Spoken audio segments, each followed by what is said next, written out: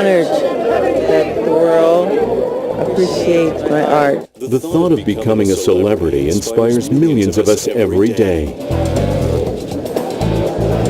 Stardom appears as a never-ending cavalcade of adoration and good times.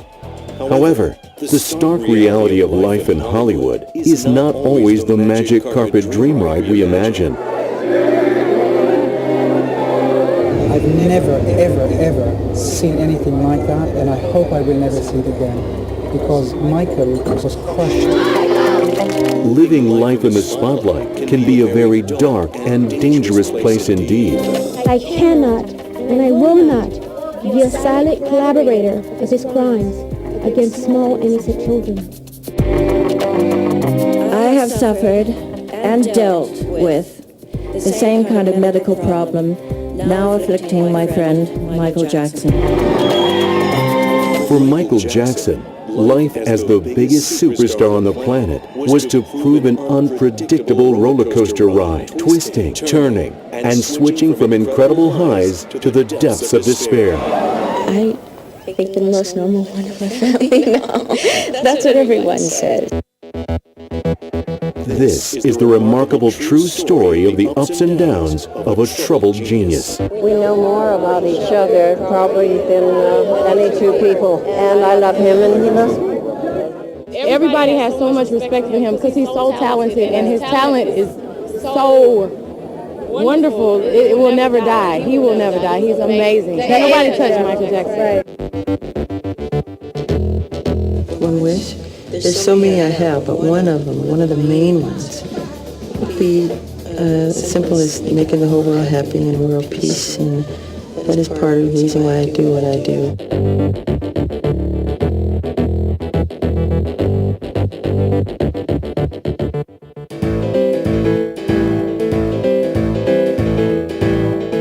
The pressures of fame were thrust upon Michael Jackson at a very early age. When I was just real little, I used to watch Sammy Davis, Fred Astaire, and James Brown, and just dancing about the house. So I don't remember not dancing. When Michael was only 8 years old, the Jackson 5 were working hard on the Midwest Chitlin circuit of black clubs and venues.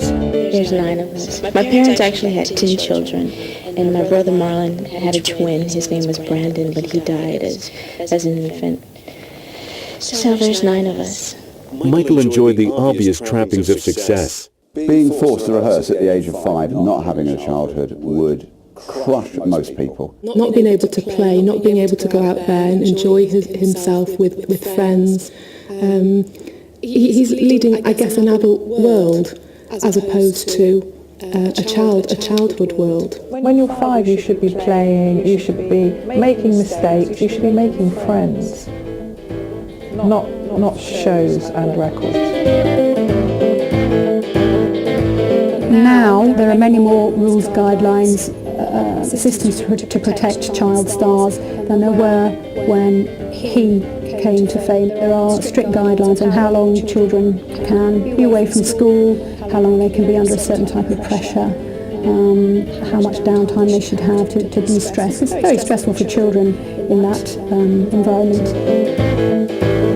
To have to go into rehearsal rooms at the age of 5, you're not having a life, you're not having your childhood, it's all about the money, it's all about making them a star. You're also worried about whether you're doing it right or doing it wrong. They would not grow up feeling they had their own worth. Because unless you're performing, then you're not worth anything. The downside of fame was a sense of isolation, leaving him lonely and miserable through most of his childhood. His imagination went into music and performing and all of that, which is fine, which stood him in great stead. But as a human being, there was none of that interaction with other people, having absolutely no responsibility, which is what childhood should be about, and he never ever had.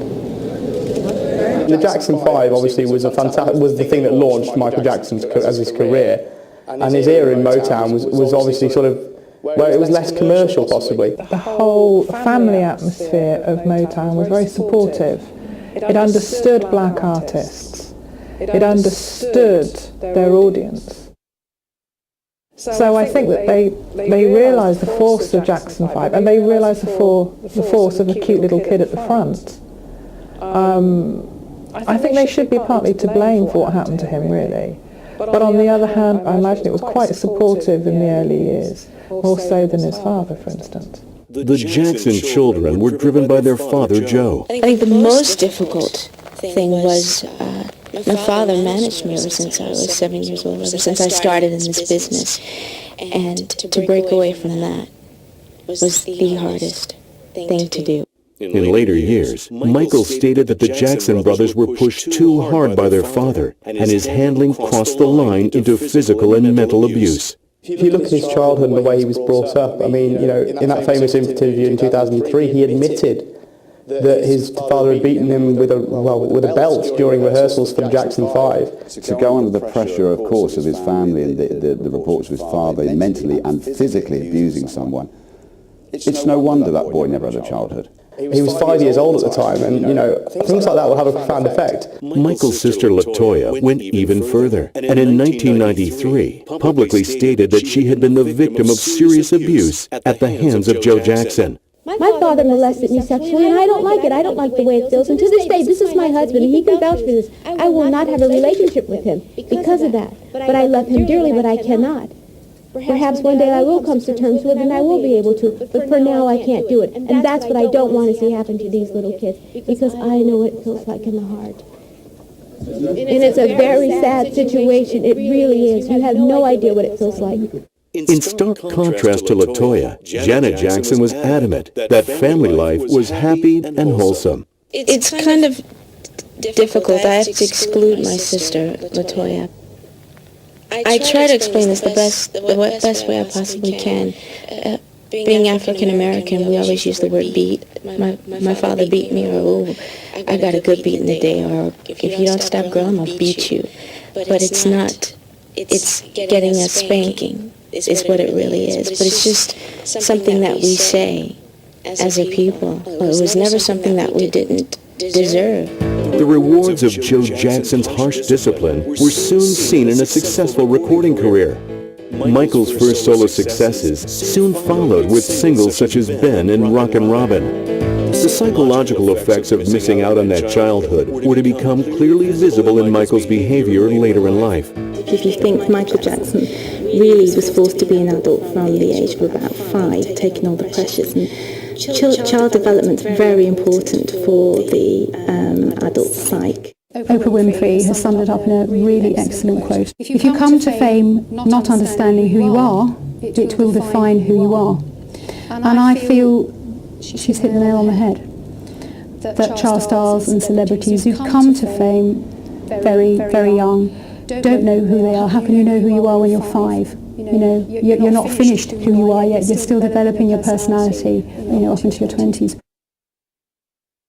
The way that psychologists would look at difficulties generally is that early experiences predispose an individual to feel a particular way as an adult. To understand who you are, who you're going to be, because you're moving from that transition from being a child to an adult, and exploring the world and what is the type of adult, or who are I going to be when I become an adult. Psychologists that examined him thought that he'd stopped at 10 and hadn't developed any further, which is not really surprising because he was never allowed to be a proper child. Like a lot of people who go through that, they kind of try and relive it later in their life. Child stars, celebrities who come to fame young, may find it hard to develop mature relationships, might find themselves later on trying to reclaim the lost childhood.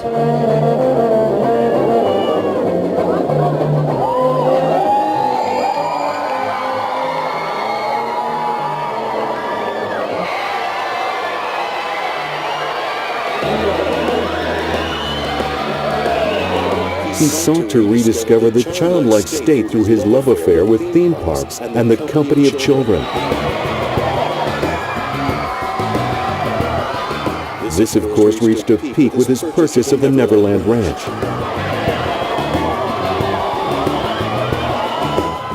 it takes sometimes an adult to reflect back and think, I want to get that time back. I want to make the changes. I want the childhood to be what I want it to be. And if you look at Michael Jackson's life, there's a lot of parallels to child behaviour, the spending, the excessive spending, the innocence in the way he spoke, and of course there's Neverland and the attraction to children and the way they behave and to want to be part of that.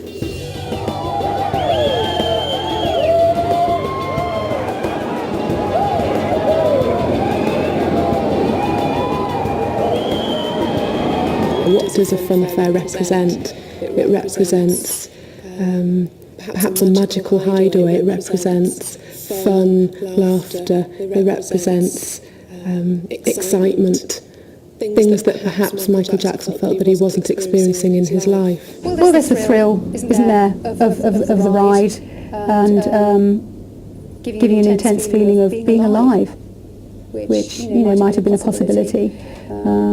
Perhaps it was a way for him to release stress and to forget himself and the pressures he was under, in that sense. But you would have to do it fairly regularly, hence the having your own private fun ferry.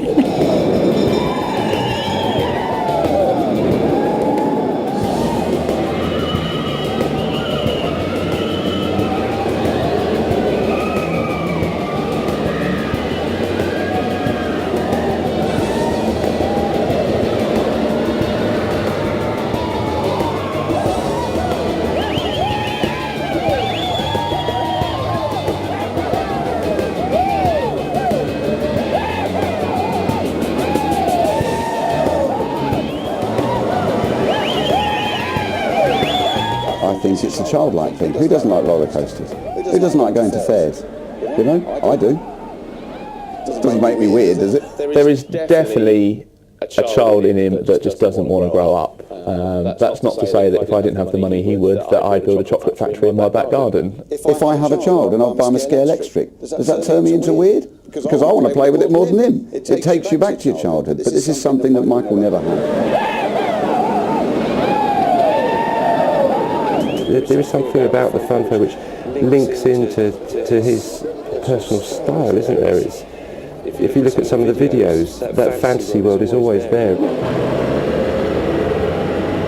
The reason for him building, Neverland and the ranch and all the rides and whatever, it's just simple going back to your childhood. But also, he wanted to give to other children as well to enjoy it. This is a man who's made his millions, and now he wants to repay society by spending money on affecting the lives of others. And if that's making children's wishes come true, then so be it.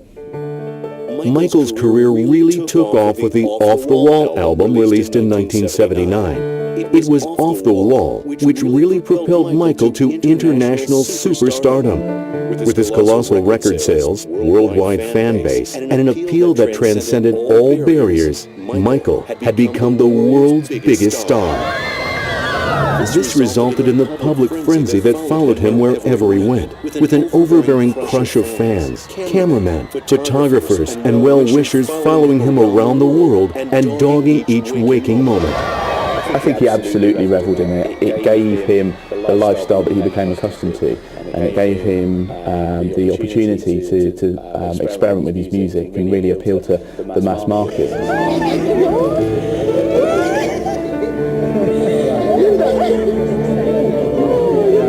I think it made you go crazy. Being under that spotlight and that intense pressure all the time is enough to drive anyone mad. I'm not sure I could handle it. I don't think I'll ever get to be there, but I don't think I could handle it. Attention is something that we need to give and receive to be mentally well, and attention needs tend to sometimes get met negatively as well as positively, and then you become acclimatized to that environment where too much attention as well can be a bad thing. He would be living his life under the media spotlight, where he's not just in the paper here and there, being covered by news stories now and again. He's constantly under the media spotlight, and he's got he's got a reputation to live up to. There would be an increase in internal and external pressure. Internal pressure perhaps from the celebrity themselves to perform well, to not let down fans, that kind of thing. Also external pressure from the companies with whom the celebrities work, from family, personal pressures as well.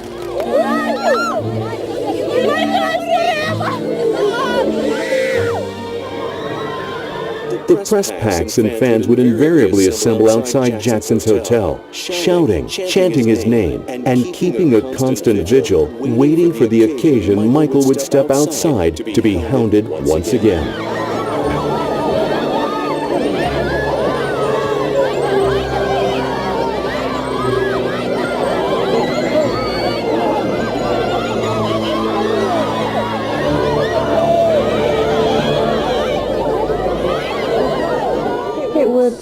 Create a life that was very unreal. You'd be surrounded by yes men and yes women, so nobody would actually tell you the truth. Anything you really wanted to do would be there. And take away the control that you have over your life, or your perceived control. If people are always making a call on your life, you're always expected to behave in a certain way. It takes that control from you, and you almost become like you're acting out your life rather than living it. Like you said, a man in the mirror, that you'd look at yourself and you'd get an unreal sort of feeling of who you were. There's nobody to say, oh, come on, get a grip, because they're making too much money out of you. The brain's developed a very complex organ, and it's there to problem solve, to think things through, to find ways to find control and get needs met. If someone's constantly doing that for you, if things aren't being used, quite simply, neural connections are lost, and you lose the ability to be able to do that, which can cause all sorts of mental problems. It can lead to depression, anxiety problems, problems with managing stress. Coping skills for life get diminished. Yeah, no, we are going. We're not staying. We're no problem. We're going straight. Take us straight in. Celebrities usually work extremely hard, very hard, very focused. Obviously, there's a continued wealth which might distort a person's value system. They could develop unrealistic or distorted views of the world if they are having everything. Again, that wouldn't be the case at the beginning of fame, but as time goes on, that real-world picture becomes more and more distorted. When you're in that public eye and you're on the same sort of platform as someone like Michael Jackson, the only downside is that you can't turn it on and turn it off when you want. I like to sneak into theaters without being noticed sometimes. Sometimes there's really nothing you can do about it. It's the price you have to pay. I have incredible disguises. I can fool my own mother, and I enjoy doing it because I get to see life the way it really is sometimes, which is fun. 1982's Thriller album was the record which cemented Michael's place in pop history. It was clear that Off the Wall was no flash in the pan. I pretty much did the album and just sat back and watched because it was another one of my dreams. The Michael Jackson roller coaster ride was climbing smoothly, and it seemed as if he could do no wrong. The increasing fame meant that for Michael, even the smallest public appearance was turned into an ordeal, invoking hysteria among both the media and public.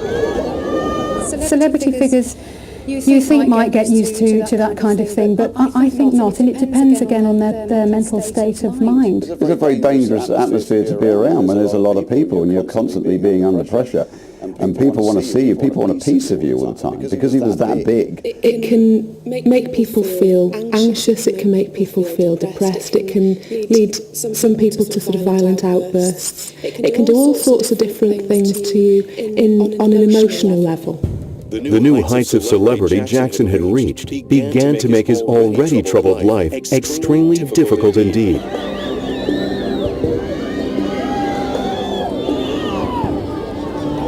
It comes back to not being able to gain any privacy in your life. That can be very detrimental to mental health. We all need to know that we can at some point switch off and be ourselves and not be recognised and not have demands made on us. To be able to walk down the street would be a a perfect scenario for someone like Michael Jackson. It tends to draw you inward because you can't escape, you can't be normal.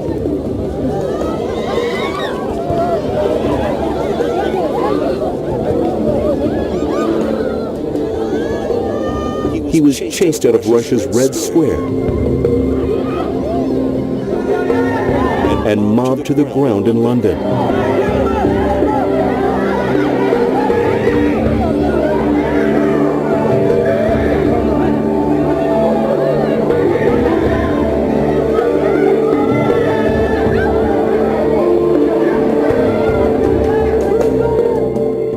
So it's very personal. It's all about him not being liked for what he is, for what he stood for. So that would have knocked someone like him quite severely. Even the simple pleasures in his life, such as a visit to open a new theme park ride, turned into a huge media circus.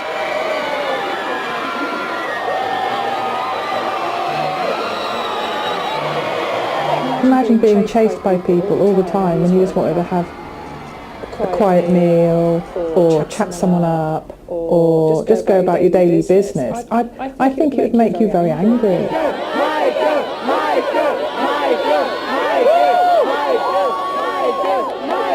If you were very much an inward person anyway, it'd be very easy to take it on as a very personal attack, and for that to take you even further into that spiral and make you close away even more. He did write some songs about how angry the media made him, like Tabloid Junkie, and he was very much aware that they were making money out of him. The release of the Bad album in 1987 proved that Michael Jackson was a world-class artist who could deliver consistent success. I remember waking up from my sleep the next morning before putting it down, really. Most of the song was there, and I went in the studio and kind of did a demo and presented it. And first Quincy asked me to do it with Lionel, you know.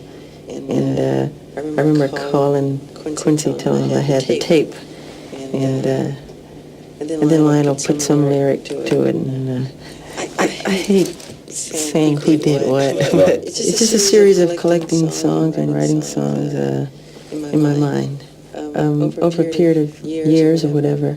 And it's hard to say how one creates music because it's hard for me to take credit. I feel it's more spiritual and heavenly than I can't take credit for it. The global acclaim of Bad was to have a huge effect on Michael.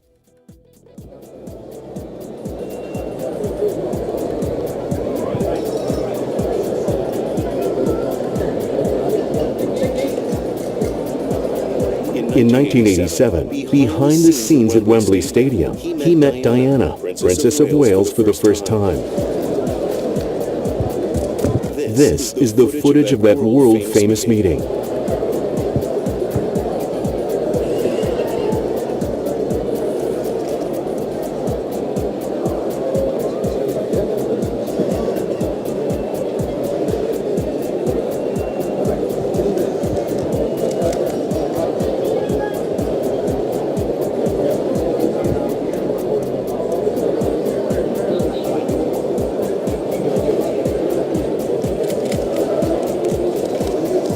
We can see how calm and relaxed Michael appears as he kills time and messes with manager Frank DeLeo.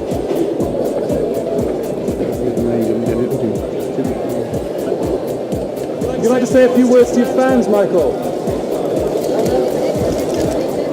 Anything else? How does it feel to be leading the royalty tonight? Very excited.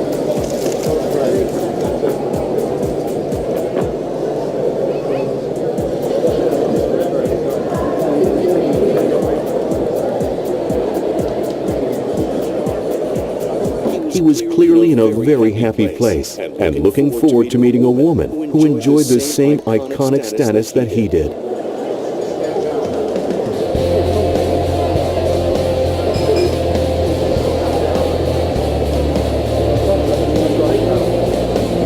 You've got somebody that is famous, in her case, not through her own want, she's been thrust into that media spotlight, and she's probably had to deal with it better than a pop star can. The royalty and being married to the future King of England means that you're not able to hide and shy away. And Princess Diana, when she first appeared on the TV back in 1981, she was very sort of shy and retiring, and she would do anything she can, I think, to get away from the camera. But later in life, she realised that she had a role to play in society and she could make a difference. So I think Michael Jackson probably could relate to her on that level.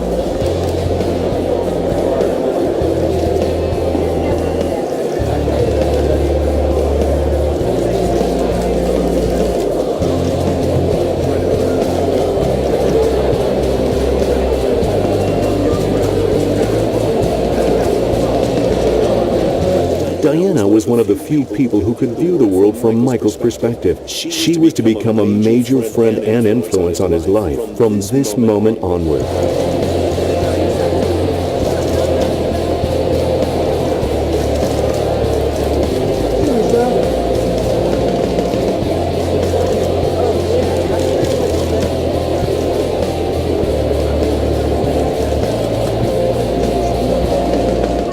Michael Jackson was probably attracted to Princess Diana in that she was unique, like himself. I think he related to Diana because they were both massively in the media spotlight. Both were superstars, both household names, both hardworking, both probably very vulnerable to the effects of, being globally famous.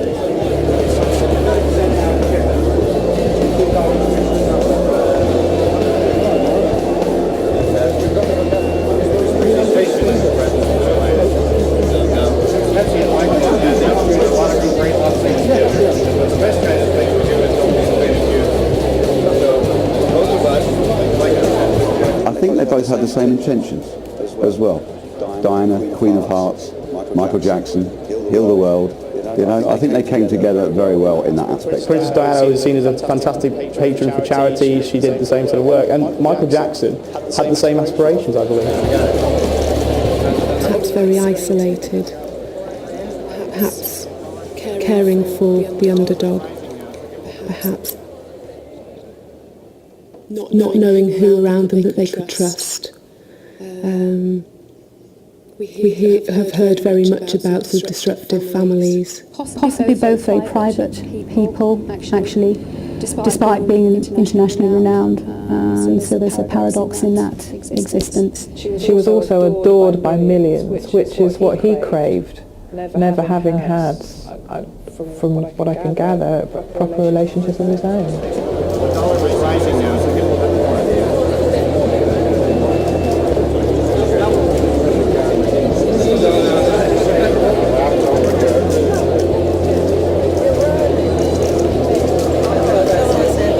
Also celebrities, divas in their own right, and all divas have a sense of vulnerability about them. They both had public adoration, but perhaps privately they felt quite isolated. Also, Princess Diana was speculatively supposed to have a lot of eating disorders, the same kind of problems that he probably would have been able to relate to very much.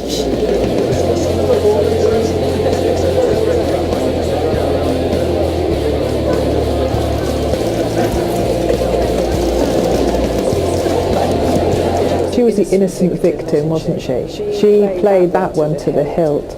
She had that childlike aura to her, the same as he did. She was also hounded by the media.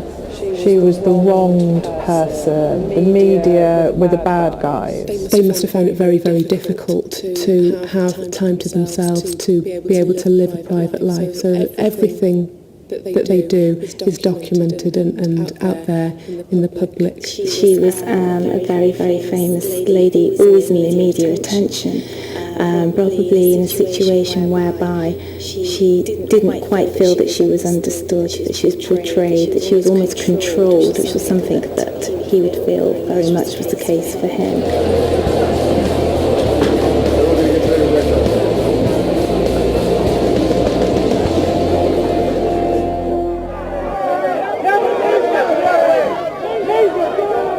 One Another great friend of Michael's was actress Elizabeth Taylor.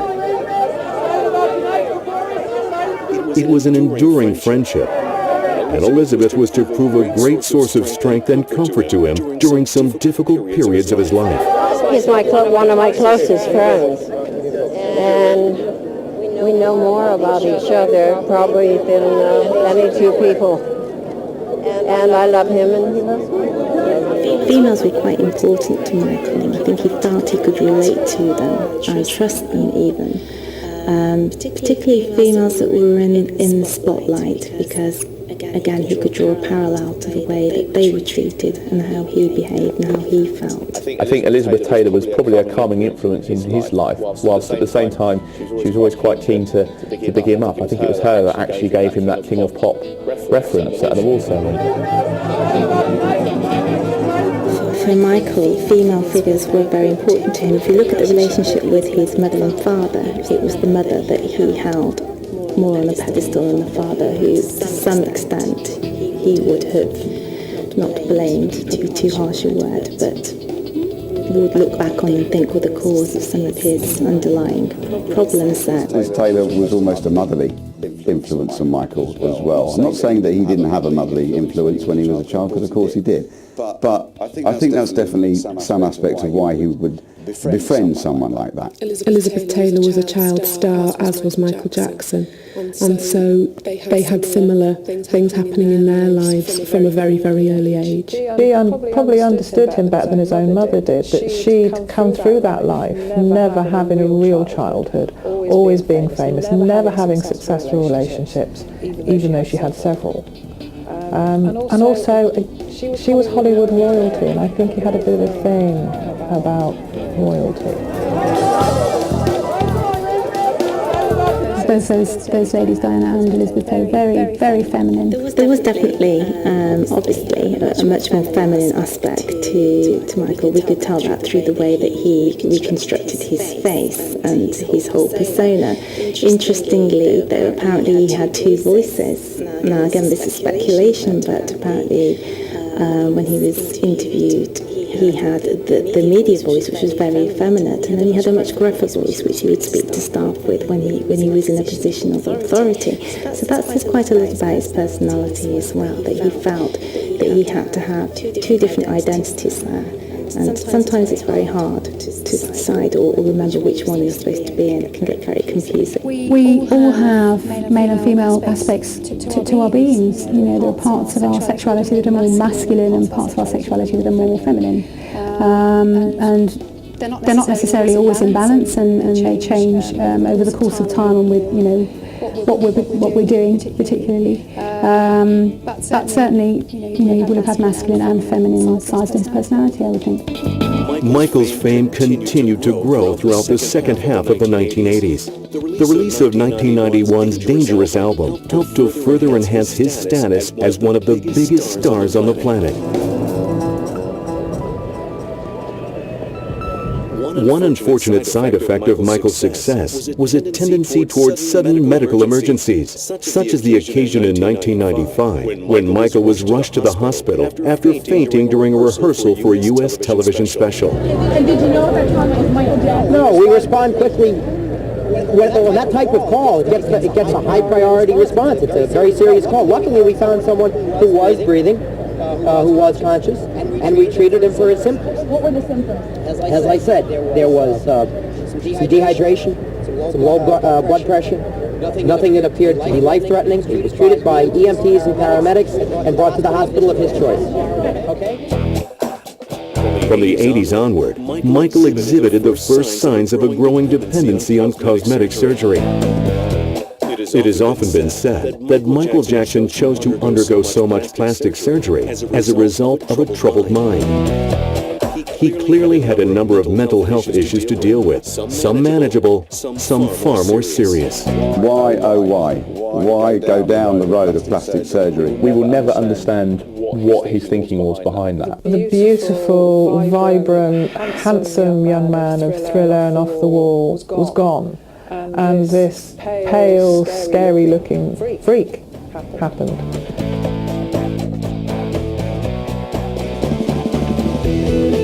With There's a lot of people who say his best work was done, before all the plastic surgery in the sort of 80s. I imagine it lost him an awful lot of black fans that used to look up to him as a black icon, proud of his race.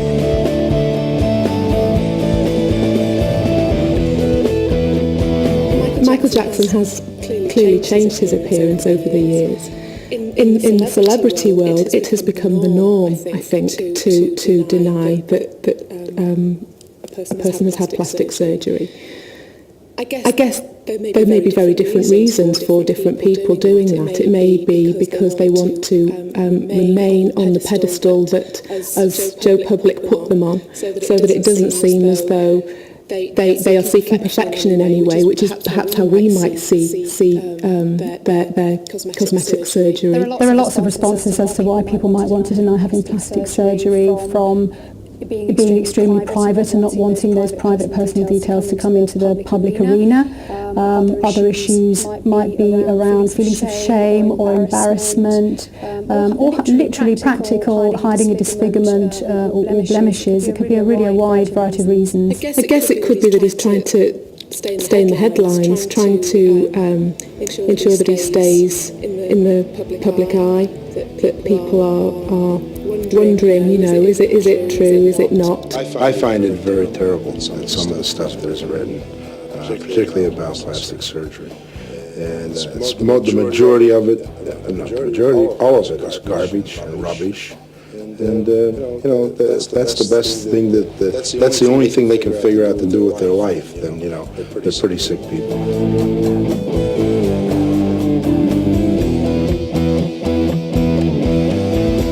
Michael had always claimed that throughout his childhood, his father repeatedly called him ugly, troubling memories that clearly haunted Jackson even through his adult life. Deep-rooted insecurities such as these could pinpoint the roots of his penchant for cosmetic surgery and also his strange preference for wearing a mask in public. You read back and hear about his father teasing him when he was younger about the size of his nose and his looks, and sure, all those things are going to have an effect on him later in life. The mask, I never got the mask. Why? Who was he trying to hit you with the mask? People wear masks for different reasons. It could have been ranging from being extremely shy through to covering up perceived blemishes and disfigurements, but it could also have been a barrier between him and the people who were causing him external pressure. I also wonder whether it was about getting noticed, about whether, again, it's about staying in the media spotlight. This bizarre habit and the frequent operations have led to speculation that he may have suffered from a condition called body dysmorphic disorder, or that he may have been involved in a process similar to self-harm. Individuals who suffer from BDD focus on a real or an imagined minor flaw in their physical appearance. It could be to you or I a very small defect, but to them it becomes a really, really big issue, and they seek ways to hide that, perhaps through plastic surgery or through makeup or the wearing of a mask. It just went too far. It just carried on and on and on, and there was always something more that he wanted to do. There was no more cartilage left in his nose, so he couldn't have any more nose jobs. He was constantly seeking something that wasn't right in his life. It was almost like an unmet need. Something wasn't right, so he would go and have something fixed. He would come back, and still there'd be something there that wasn't right in his life, and he would go back and try and reinvent. It could have been something about control, you spoke about not having the ability to trust others in his life, control taken from him very much from the media. So that could have been an aspect of that as well. It was something that he could do and he could keep to himself, and he had full control over it. It might have been him, reclaiming a bit more control to try and re-engineer his life. Self-harm would be parallel to plastic surgery. What keeps somebody addicted to self-harm is the natural painkillers, the endorphins that kick in as an end result of the harming, which he would have got a similar kind of sensation from plastic surgery. There's also the ability that they can do that to themselves. It's a control thing. They can do it, they're in control, and invariably nobody else can stop it. It's shown in times of abuse and other circumstances that it's a form of disfiguring something, trying to change something about themselves that they're not happy about. I think it gave him massive publicity with the press or media constantly wanting to see pictures of Michael Jackson to work out what he's changed recently. What's the latest addition to Michael Jackson's face? I don't think he'll be remembered, certainly in sort of 50, 100 years' time, as a man with a funny chin and a funny nose. It will be about his music, I'm sure of that. In 1993, the Michael Jackson roller coaster took a sharp downward plunge. Jordan Chandler stated that Michael had sexually abused him.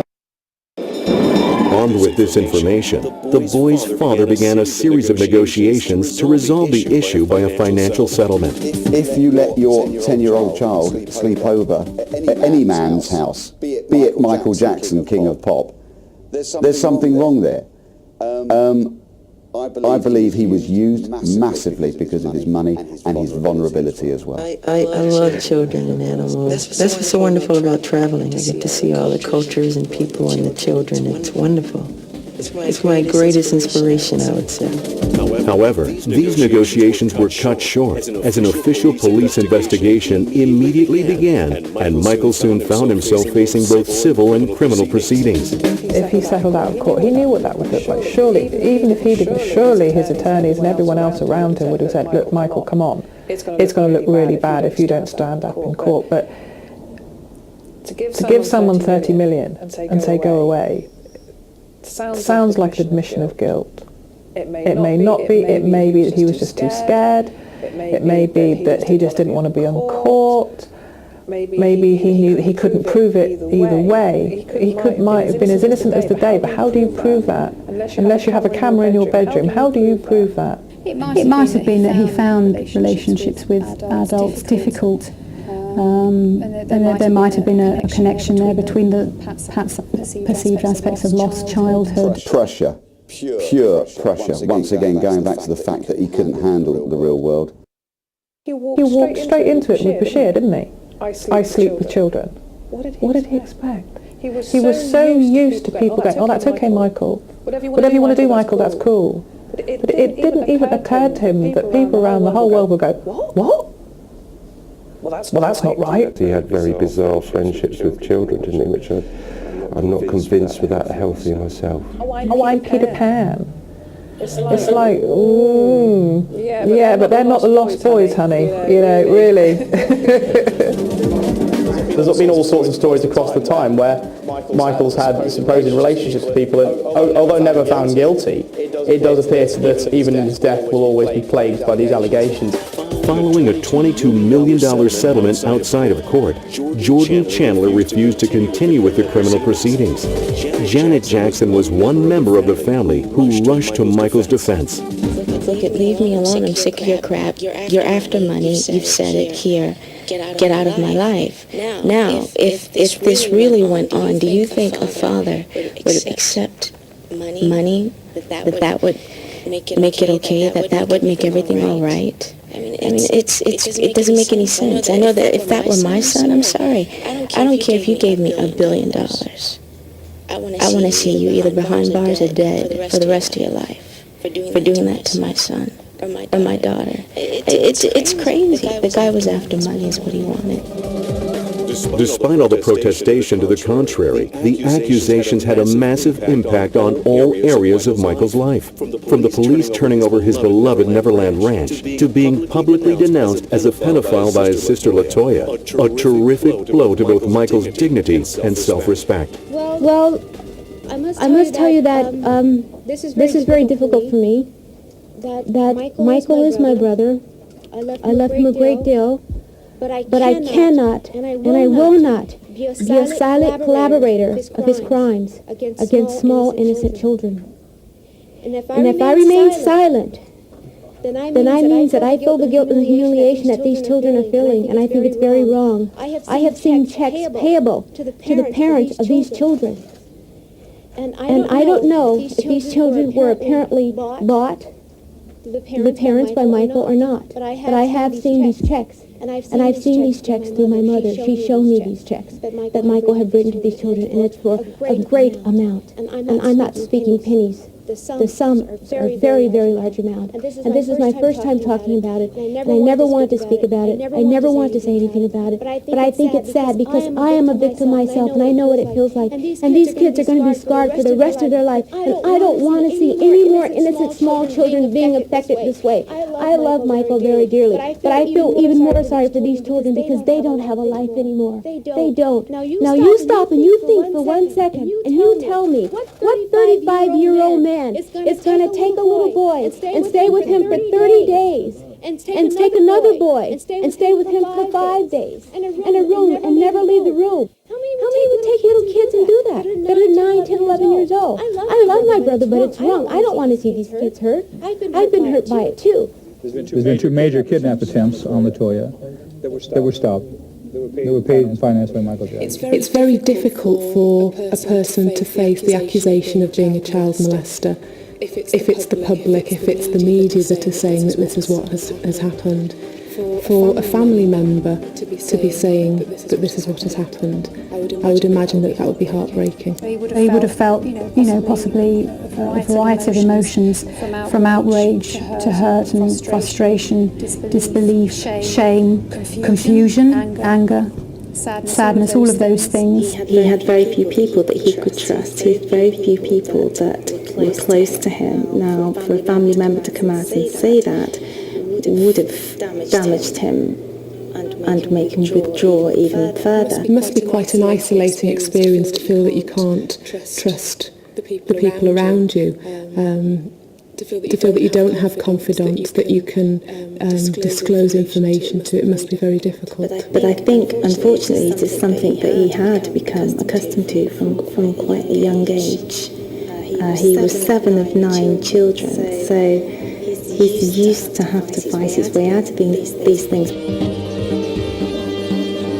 She did stand by him in later years. I think she could see that if it was true, it was because of the damage that had been done to him as a child, which, scarily enough, is usually the pattern with child abusers. If they're abused as a child, therefore. So it's difficult to imagine that he wasn't damaged in some way. Whether or not it was actually sexual abuse is open to question.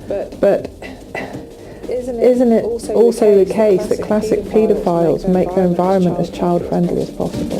The specter of child abuse was to haunt Michael for the rest of his career, but he was still strong enough to put it all behind him and produce another great album in the form of History, released in 1995. The child abuse storm undoubtedly damaged the sales of History. Fortunately for Michael, his reputation was publicly vindicated when he was unanimously acquitted of further charges in 2004. Having his name cleared publicly by a court of law was a huge boost for Michael. Innocent until proven guilty. I think the press and the media probably has a lot to answer for. He was tried under a court of law and found not guilty, and so for me, that means that he was not guilty. Following a reconciliation with Latoya and the retraction of her harsh words against him, it seemed Jackson's life and career were both back on track. Also in 1993, Elizabeth Taylor spoke out on behalf of Michael Jackson, who had developed a serious addiction to prescription medicines. He was suffering from a dependency to the drugs Valium, Ativan, and Xanax. Having fallen victim to a similar addiction herself, she explained some of the stresses Jackson was experiencing and provided a true shoulder for Michael to lean on in this difficult time. I have suffered and dealt with the same kind of medical problem now afflicting my friend Michael Jackson. Because of that, and because of our friendship, when Michael's doctor called to ask if I could help, I was glad to intervene. I traveled to Mexico City, where I saw for myself that Michael was in desperate need of specialized medical attention. Because of my own experience with addiction to prescription medicines, I was able to make a number of calls in search of the best and most appropriate treatment for Michael, and he is now undergoing such treatment in Europe. Out of respect for his privacy, which I know to be extremely important at this time. I have not spoken publicly about our movements or about Michael's exact location. And because of my regard for him and my concern for his health, I will continue to be silent. I will only repeat that I am a friend of Michael Jackson's, and I love him like a son, and I support him with all my heart. She was a child star. She was famous from a very early age with National Velvet. Very beautiful, very adored, and very, very addicted to prescription drugs. I mean, look what it did to her. I think it does bring them together with a sort of parallel issues to discuss, things to talk about, you know, their ways of life, how they cope with life. Perhaps they saw some common ground with each other, you know, they both had the same sort of problems and they both trying to find a solution that would suit. But, you know, it could be argued that Michael never did find that solution. We have addiction because certain needs in our life are not being met or being met in an unhealthy way. There's something not right that you're searching for. You're searching for that high. Now, what tends to happen is if you follow one line, you become addicted to something and your needs still become unmet, things still haven't sorted themselves out. You start seeking it from other behaviours. You start searching for it in other ways. Initially, when somebody would take prescription drugs, it may be that they get a sense of well-being as a result of that. But when somebody continually takes them and then becomes addicted to taking prescription drugs, it almost becomes the norm. Breaking any drug habit, as anyone knows, even smoking, is very difficult. You have the physical addiction, and you have the psychological addiction. Psychological addiction says, I need this to cope with the pain from my stomach, the trauma of my childhood, the worries, the concerns, the paranoia. If his attention needs, for example, have been met in an unhealthy way or not being met at all, then the link to hypochondrias there is a possibility that the need for painkillers, the need for that attention that gives him, and could be linked to a form of personality disorder. When you've been on the road for a long time and trying to keep yourself going through what can be an extremely exhausting process, and you know, doing long shows where you've got to give everything every single night and you don't get to have a night off, it's going to take its toll on your body. And I can see that, you know, there comes a point when you're going to need to get to sleep, when you have to get to sleep, so you're going to take sleeping pills, and then you've got to wake up, so you're going to take something to get you going again. It's a question of disposable income, the ability and possibility perhaps to buy those to relieve the pain. There's definitely a correlation between that coping with stress and trying to move away from one's inner pain, whatever that inner pain might be. It's just a slippery slope into addiction, which is sad. Michael chose to cancel the remainder of his Dangerous World Tour and opted to voluntarily enter a drug rehabilitation scheme. He was now fighting to reclaim his life that had been devastated in the wake of criminal prosecutions, drug addictions, divorce, and family feuds.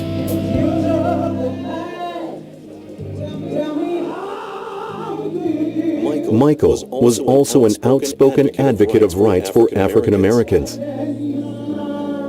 In 2002, Jackson linked up with Reverend Al Sharpton when they went to war with Sony and its chairman, Tommy Mottola. And we want the artists to be free. We don't want the companies bigger than the artists. We want the people respected and the stars that we make stars to shine in the galaxy for us.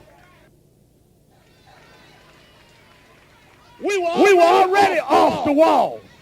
And we coming off our seats to stand up for justice in the music industry. Michael was unhappy over racial issues and a lack of publicity on his Invincible album released in 2001. This is very important because throughout the years, black artists have been taken advantage of completely. And it's time now that we have to put a stop to this incredible injustice. And like Mr. Sharpton was saying, people from James Brown to Sammy Davis Jr., some of the real pioneers that inspired me to be the entertainer that I am. These artists are always on tour because if they stop touring, they would totally go broken. And it's been the record companies really do conspire against their artists. They steal, they cheat, they do whatever they can, especially the black artists.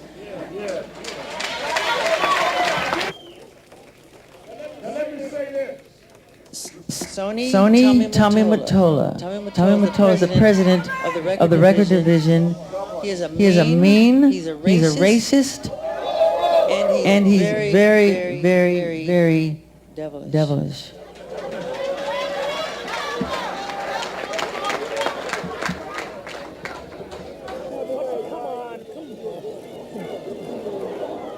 I didn't really know a lot about Invincible. It sold poorly for a start. As the album was being promoted, broke up with Sony BMG, who were actually promoting the album, and he then accused them afterwards and sued them out of court for a large settlement for basically saying that the album was poorly promoted. We feel it's an amazing album, and we feel that Sony has deliberately sabotaged the record, and we're here to make our point. And we're going to boycott anything that has to do with Sony. We're not going to go to Sony movies. We're not going to buy Sony music. We're not going to buy Sony hardware, Sony DVDs, and that's what we're going to do, and that's why we're here. I got given this album as a freebie, so it wasn't that well publicised, Invincible, for my liking. There was all sort of controversy. This was at a time where Michael was having sort of all the rumours about his private life, and I think as a result his music suffered. By now, Michael Jackson was already the most famous man in the world. The support he gave to charities was absolutely sincere.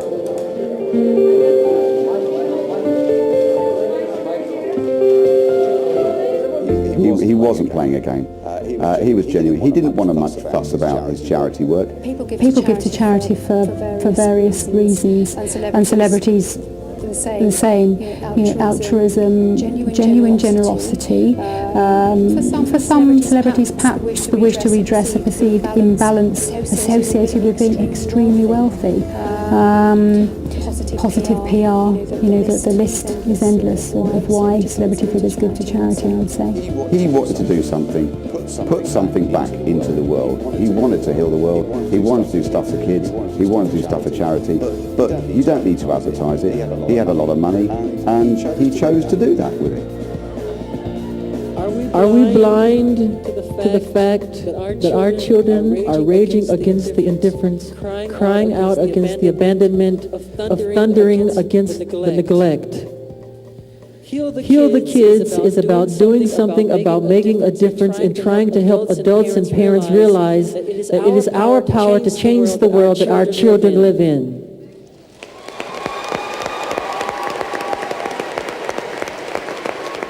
Who among us would have believed that the sound of children at their playgrounds would be replaced by the sound of automatic machine gun fire at our schools?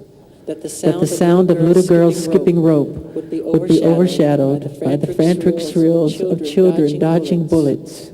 Yet, instead of loving our children more, we installed metal detectors in our school. He didn't necessarily shout about all the money that he spent. It was only if you actually sit down and read, he's not doing this for publicity. I think he genuinely appreciated at the time that he was well off, he had some money, and he could make a difference. And I think that was what his life was all about, really, making a difference. He was brought up a Jehovah's Witness, even though he did reject it in the end because of their reaction to Thriller. That background of thinking, I can't have all this wealth and not give some of it away. Despite Michael's own difficulties and health battles, he managed to raise vast sums of money, supporting a variety of causes, most notably his work promoting children's charities and welfare. Ladies and gentlemen, welcome Michael Jackson and Uri Geller to the pitch of Exeter City Football Club. There was something like 39 charities he worked for, and he gave millions and millions of pounds to them. Also, he co-wrote songs with people for charity, and you've got to say that his achievements in charity have been overshadowed by, on the good side by the music, obviously, but on the bad side by his private life. It's no surprise that if he did have a troubled childhood and the relationship with his father wasn't the best, then I can see why in his psyche that he felt he was in a privileged position and therefore he could help to benefit the lives of others and stop them from going through the same situations as him. Sadly, we live in a state of fear. Every day we hear of war on the news, on the radio, and television. In the newspapers, always of war. We hear of nations hurting each other, of neighbors hurting each other, of families hurting each other, and of children killing each other. We must learn to live and love each other before it's too late. We have to stop.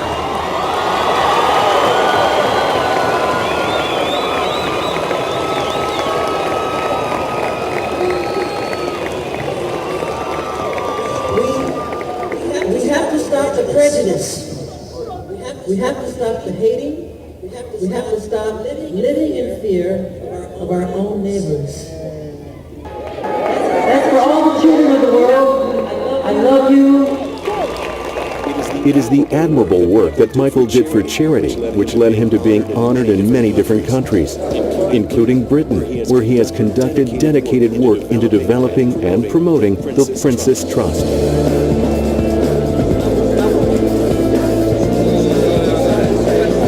Many other countries, such as Russia, have also embraced Jackson, where he was applauded by the state for his charity work.